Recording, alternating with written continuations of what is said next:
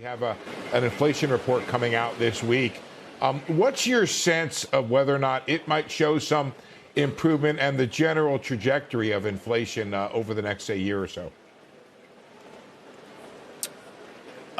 Yeah, I don't have a great sense as to what any individual monthly report might come in at. We've obviously been disappointed periodically. I think, though, as I've talked to business people around the country, there are a number of things that are positive for an improving inflation environment. I think the supply chain is getting better. I think that, chip shortages and things like that have improved. There's still labor shortages in a lot of localities that I think are making parts unavailable further down the production line. And so that's, led to less improvement in some goods availability than we would like.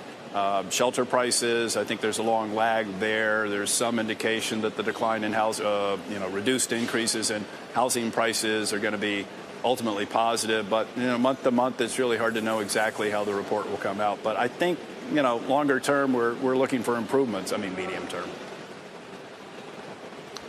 term.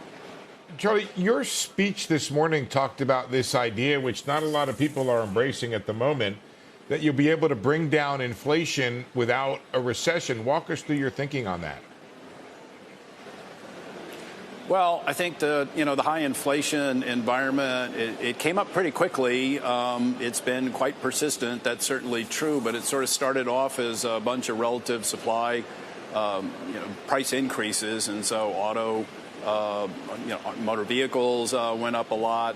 And, so I think it's likely that the supply chain issues are working their way down. Now, the challenge is that demand is still stronger than the limited supply that we have. And so our restrictive monetary policies are geared towards getting demand more in line with the reduced supply at a time when I'm also hopeful that supply is going to start expanding because of the improvement in the supply chains and things like that, with labor hopefully coming back a little bit more. So you put all those things together, and I think that that suggests that over the next 6 months we should see improvements in inflation. We're going to have to see those improvements, though, and so that's the real challenge.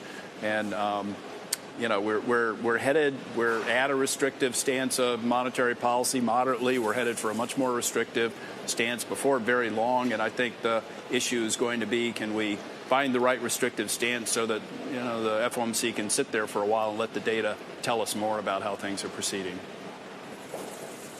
But it's your contention you can do this without driving GDP negative, and also with what amounts to a fairly benign increase in the unemployment rate. Obviously, it's not benign if you lose your job, but if you get inflation back down towards target in the next year and only end up with the median the median SEP of 4.4%, that's getting off pretty cheap. You think that's credible?